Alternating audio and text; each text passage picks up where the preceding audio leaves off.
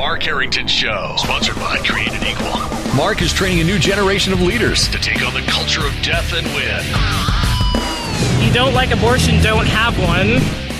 The only thing that can be said to be objective truth is that there is no objective truth. It does come out in one piece. It comes out in one piece. I would argue that we certainly are not all created equal. And now, here's Mark. So who are the real whistleblowers? That's what we're going to be talking about today on the Mark Harrington Show with your radio activist, Mark Harrington. And you can find out more about our program by going to markharrington.org. We want to talk about the real whistleblowers.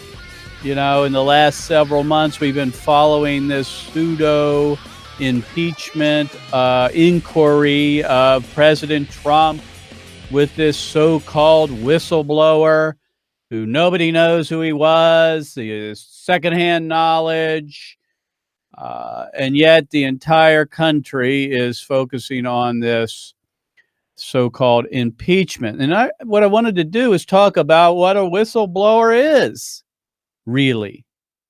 Is it this shadowy figure that we don't know their name remains anonymous, or is it something else? Well, if you just look at the definition, a whistleblower is a person who exposes any kind of information or activity that is deemed illegal, unethical, or not correct. That's a whistleblower.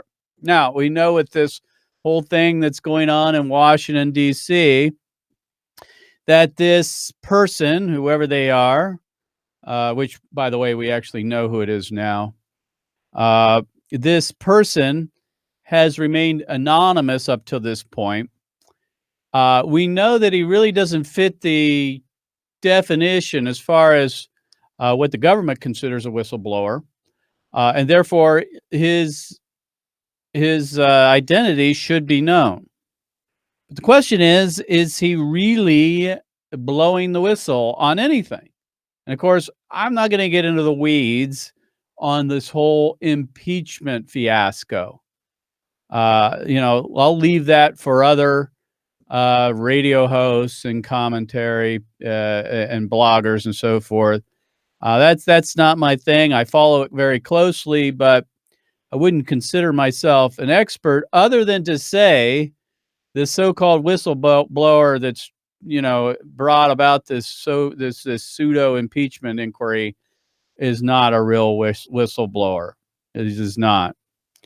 And it couldn't be more clear to us if you juxtapose what's going on in Washington, D.C. today with the first official public hearings on the impeachment of Donald Trump, and you compare that with a trial that's been going on for 6 weeks in San Francisco with our good friend David Deleidon and others from the Center for Medical Progress, who in 2015 were whistleblowers when it came to Planned Parenthood and the sale of baby body parts. If we all recall, 4 years ago, David Deleidon and several of his colleagues went undercover as investigative journalists and exposed on film for all of us to see Planned Parenthood selling baby body parts. And because of that,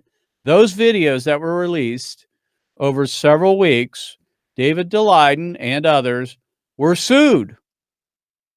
And finally now, almost, 4.5 years since the first videos released, finally the trial is happening. A trial where Planned Parenthood is suing David Deleidon. It ought to be the other way around, shouldn't it? But not in America, unfortunately, because there is no justice, there is no fairness anymore in this country. But if you juxtapose those two situations, the real whistleblower of David Deleidon and the Center for Medical Progress and the fake whistleblower in Washington, D.C., who has ushered in this pseudo impeachment inquiry. They couldn't be more different. They couldn't be more different. And so I want to do just real quickly here is kind of explain the difference. But before we do, we have a couple of video clips just to refresh your memory of 5 years, 4.5 years ago when these videos were released. The impact that this had, even though the mainstream media, for the most part, ignored it, it made a huge impact on a lot of Americans and certainly got the attention of Planned Parenthood. So what I want to do, let's play this first clip. These are the videos that were released by the Center for Medical Progress. The first one shows Cecile Richards, who was the CEO at the time. Here's what she said. The allegation that Planned Parenthood profits in any way from tissue donation is not true. But all right, stop it there. Now listen about. I want to make a point on it.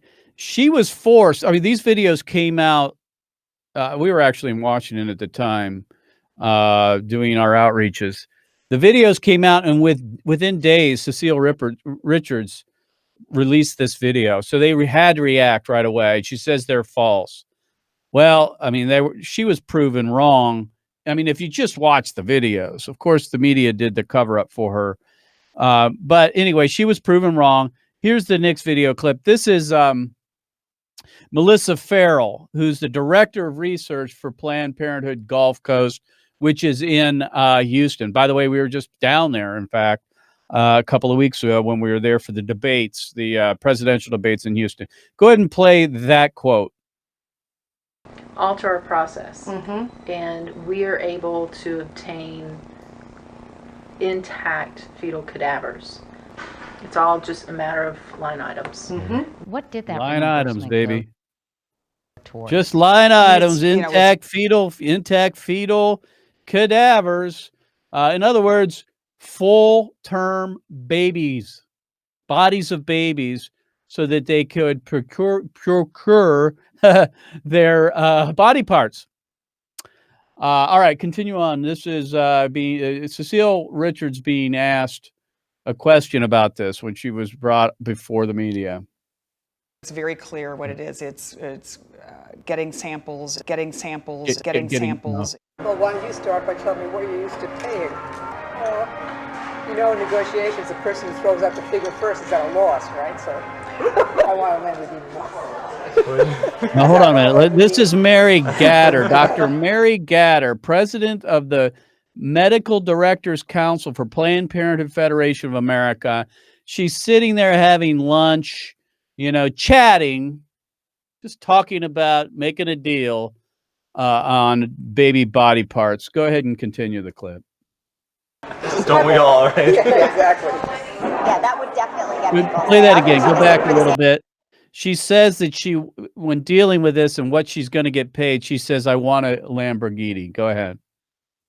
I want a Lamborghini. I said I want a Lamborghini. Don't we all, right? Funny. I want a Lamborghini. That's what she wants. So, I mean, there are lots of these videos, folks. And if you want to find out more, if you've are not aware, or at least it's been a while, you can go to the Center for Medical Progress.org, centerformedicalprogress.org to find out more about these videos. I mean, there are dozens of them.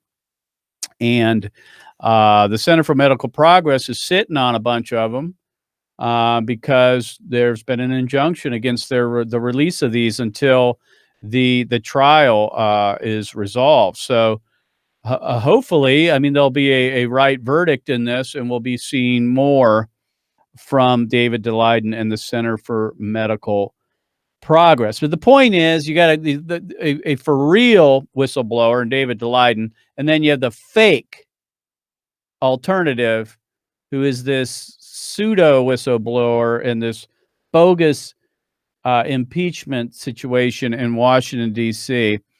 And, you know, what I want to do is just go through a little bit of the differences. And I think most people understand this, but the deck is stacked against Christians, against conservatives, against truth tellers, against the government. You know, the deck it's not an even playing field. We know that. But the bias and the difference in treatment is stark. If you look at the impeachment of President Trump, we're getting wall-to-wall coverage. First of all, we've had that since the moment that guy announced his presidency. They were out to get him. The moment he was inaugurated, they said they wanted to impeach him. The whole Russia hoax for the last 2.5 years, and now the Ukraine witch hunt. Wall-to-wall coverage of a pseudo event with a bogus whistleblower. The difference is the Planned Parenthood baby part scandal and real whistleblowers, crickets from the media for the most part. Crickets, nothing from the Democrat media. You look at the President Trump in this impeachment, the whistleblower is seen as impeccable and credible, where those who created the videos for the Center for Medical Progress were considered, the videos were considered highly edited and biased, right? Even though you could sit and watch them for yourself and know what you were seeing. If you look at what's happening in Washington with this pseudo and bogus whistleblower, it's secondhand information. The dude was not even on the phone call with President Trump. Planned Parenthood videos, David Deleidon was in the room. He got it on video. It got released to the public. And yet, very little has happened. Well, he's getting sued. It's a flip, right? You look at what's happening in Washington with the impeachment and the bias. The whistleblower is a former Biden associate, Joe Biden. He's a career CIA agent, part of the intelligence community, and is an Obama holdover. I mean, if this guy doesn't have an axe to grind against Trump, I don't know who would. Where if you look at David Deleidon and the Center for Medical Progress and all those, including Troy Newman and others, what do they have to gain by doing this? I mean, they may end up going to prison. They could be fined up to $1 million or more because of what they did. They did it for the right reasons, because they wanted to save lives. The whistleblower in Washington remains anonymous. David Deleidon was immediately known and wanted to be. And that's the way it should be. If you're going to go to the point of blowing the whistle on somebody, especially the president of the United States, you're going to try to bring down a duly elected president, elected by some 62, I think it is, million Americans, and reverse an election. Don't you think that person should be known? Shouldn't President Trump know his accusers? But yet, oh no, he's got to be protected. I mean, it doesn't pass the smell test. David Deleidon was clearly out in the open, wanted people to know, and because of it, the Attorney General, Planned Parenthood, they all lawyered up against him. And now by the way, the case has gone to a jury today. Democrats in Washington are trying to rush this thing through within weeks. We're talking almost 5 years now for the Center for Medical Progress. It's death by 1,000 cuts for David Deleidon and the Center for Medical Progress. 5 years. Can you imagine what they put that guy through? Unbelievable. And it's still not done. And then finally, you have powerful elites. Same deal here. It's the Washington establishment. You call it the deep state, if you will. Institutional corruption, trying to remove a duly elected president. They promised to drain the swamp. That's what's at the heart of all this. And the same thing's happening with David Deleidon and Planned Parenthood, a multi-billion-dollar, supposedly nonprofit organization who has endless amounts of funds and resources to come against a pro-life activist who will likely face jail and a fine. So, this whistleblower on the side of on the impeachment, this he's probably already writing his book, right? He's going to profit in the millions of dollars, even though he's not even a whistleblower, even though he wasn't even on the phone call. It's all secondhand information. Even though he's supposedly remaining anonymous, and anybody that brings up his name, it can be sued, you know. It's really unbelievable the levels to which we have unequal justice in America. But the good news is this: after all that said, the truth will set you free. And eventually it all comes out, doesn't it? It really does. And justice will be done. It's not always done here on earth, but eventually it will. It'll be done. It'll all come out. And Planned Parenthood and their minions are going to get their day in court. And it ain't going to be a court in San Francisco. It's not going to be on the left coast. They're not going to have a favorable judge. They're going to have to meet God Almighty. And believe me, they aren't going to be able to make an excuse for what they've done. They may get away with it now, but not forever. We all have to meet God eventually. And then I'm going to spend the next couple of minutes just talking about some other things that have been going on. But I just want to say this on a personal note. President Trump, let's just consider him for a moment. Yeah, I've been thinking about this more and more. Who would have known what kind of president he was going to be?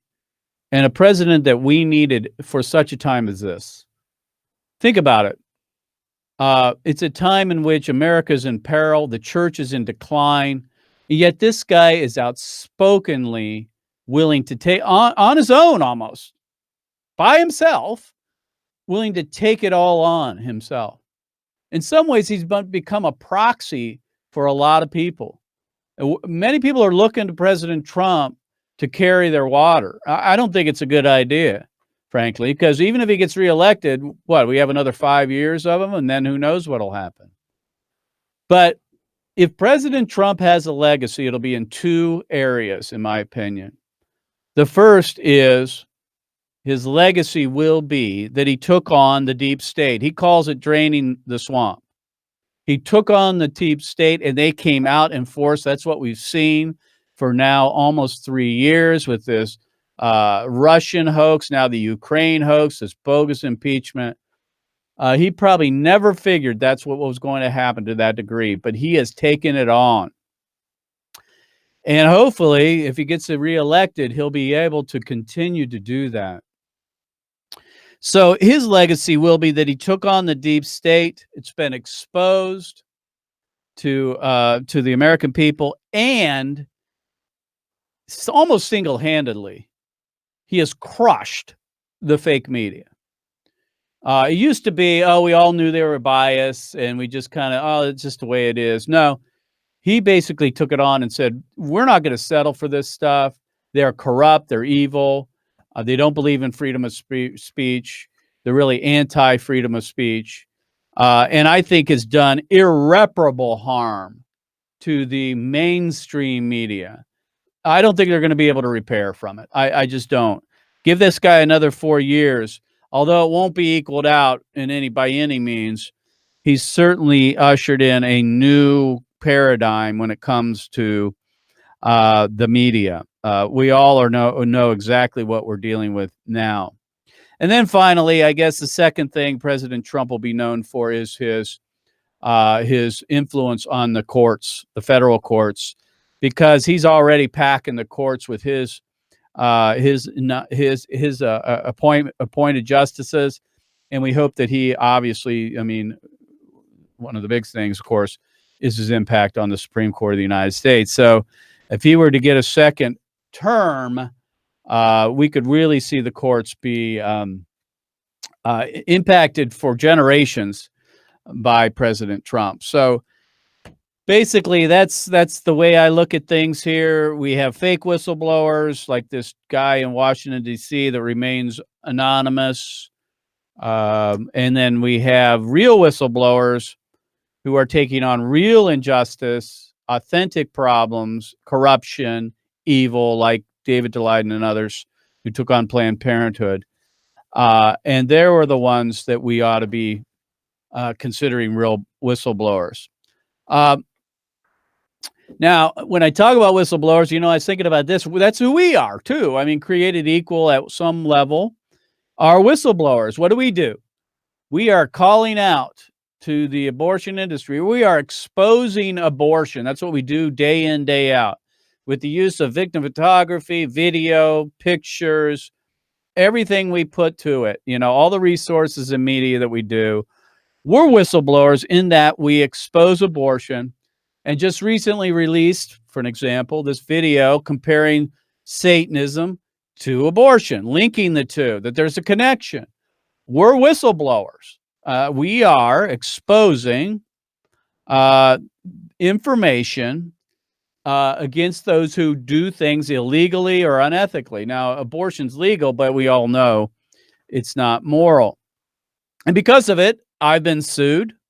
I've been jailed. And so I guess I'm in good company, right? This whistleblower, nothing's going to happen to him. In fact, he's like a hero to everybody. He'll get a big book deal and probably will never have to appear before Congress, right? Because they'll keep protecting him. So he's not a real whistleblower, really. Whistleblowers pay serious price. They're not coddled like this guy is. And then finally, we blow the whistle on medical waste companies. We're going to be talking about that more as the new year arrives, what we're going to be doing about that. So, I mean, created equal, the pro-life movement we are true. We're the real thing. I mean, we are whistleblowers, not like this fake whistleblower in Washington, D.C., pseudo whistleblower. All right, now we just finished up our road trip for life, and if you don't know what that is, that's where we go on the road for weeks at a time to college and high school campuses across America. We visited the state of Texas, and we also went to the presidential debate there. We went to the state of Michigan, and we went to the presidential debate there as well. And we went to the state of Georgia. I wouldn't have known, interesting enough, when I set out this plan to go to these states, each one of them held a debate. Isn't that something? I don't know, man. There's something going on intuitive here that I've got good political sense, or it was the Holy Spirit. When I picked these 3 states, the Democrat National Committee had not picked their debate locations. It just tells you that we are at the heart of the battle. They know who the key states are, and we know who the key states are. Michigan, Georgia, Texas. Ohio was one of them as well. And so we just finished our fall road trip for life. And it's interesting what we find. You talk about whistleblowers and the reaction we get from the status quo, the establishment. It's very predictable. And at Georgia State University, if you go all the way down to the end of that article, we ran into the typical cover-up that we find on college campuses. It's no different than what's happening with David Deleidon. The cover-up from Planned Parenthood. It's no different than what's happening in Washington, D.C. by hiding the identity and protecting the so-called whistleblower. Nothing's new under the sun, really. College campuses are no longer marketplaces of ideas, the place where issues are going to be debated freely. They're indoctrination centers for ideology, right? That's all they are. And the governments, the administration themselves and student government side with the status quo, and they are anti-free speech. They reluctantly give in to free speech. They say, oh, well, we've got to do this, but they're against it across the board almost in every public university in America. And when we went to Georgia State University, what we encountered was 2 things. First of all, they sent out an email to everybody saying that they were going to, that we were coming, and they warned the students that there would be hateful and mean-spirited rhetoric. Think about how they poisoned the well there. We don't mind if people say, universities send out a message saying we're coming. We don't care as long as they're even-handed about it and do it with every group and not just us. But when they poison the well with that kind of language, it certainly doesn't add to speech. In fact, it not only deters people from speaking to us, it also endangers us. So when this article came out, they basically said, as usual, that we were out, to gain lawsuits and this kind of thing. The bottom line is this: universities are no longer places of higher learning. They're indoctrination centers. They treat their students like snowflakes. They create these safe spaces, and this is no different across the board. We're seeing this in Washington. We're seeing this play out in San Francisco with the Center for Medical Progress. So stick around with us. Be watching us on this channel, and go to markharrington.org to find out more. We'll see you next time. God bless you. God bless America. And remember, America, to bless God. You've been listening to Mark Harrington, your radio activist. For more information on how to become a witness against the evil plague in America, call Created Equal at 614-269-7808, 614-269-7808, or go online to createdequal.net, createdequal.net. Be sure to tune to The Mark Harrington Show next time for your marching orders in the culture war.